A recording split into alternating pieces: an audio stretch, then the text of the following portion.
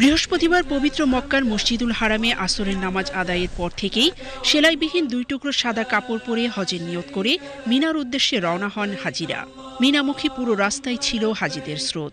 বাসে, গাড়িতে, এমনকি হেঁটেও মক্কা থেকে 9 কিলোমিটার পথ পাড়ি দেন মুসল্লিরা। প্রতি বছর হজের সময় মুসল্লিদের অস্থায়ী আবাস হিসেবে মিনায় বসানো হয় আধুনিক সুযোগ সুবিধার লাখ লাখ তাঁবু। এবারও তাঁবুর নিচে অবস্থান করবেন বিভিন্ন দেশ থেকে আসা হাজিরা। অন্যান্য দেশের হাজিদের মতো বাংলাদেশের 85,000 হাজি মিনায় অবস্থান করছেন। লাল পাথরের পাহাড় ঘেঁষা চৌচালা তাঁবুর নিচে মুসল্লিদের লাব্বাইক আল্লাহুম্মা লাব্বাইক ধ্বনিতে মুখরিত পবিত্র মিনা নগরী। হজের অংশ হিসেবে আজ 8 জিলহজ মিনায় সারাদিন থাকবেন হাজিরা।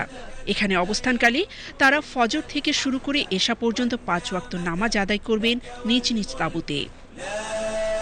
শনিবার 9 জিলহজ ফজরের নামাজ আদায় করে হজের মূল আনুষ্ঠানিকতা পালনের জন্য মিনা থেকে হাজিরা রওনা হবেন পবিত্র আরাফাত ময়দানের উদ্দেশ্যে।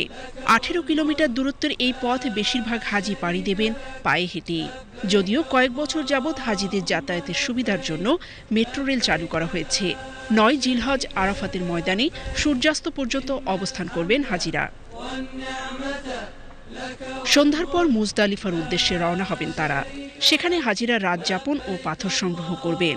10 জিলহজ ফজরের নামাজ আদায় করে মুজদালিফা থেকে আবার মিনায় ফিরবেন তারা।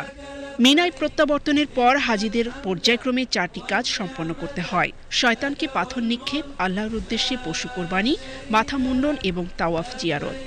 এরপর 11 ও 12 জিলহজ অবস্থান করে প্রতিদিন 7টি করে প্রতীকী শয়তানকে পাথর নিক্ষেপ করবেন হাজিরা। সবশেষে কাবা শরীফে বিদায়ী তাওয়াফের মধ্য দিয়ে শেষ হবে হজের আনুষ্ঠানিকতা। জান্নাতুল ফেরদৌস, বাংলাদেশ টেলিভিশন, ঢাকা।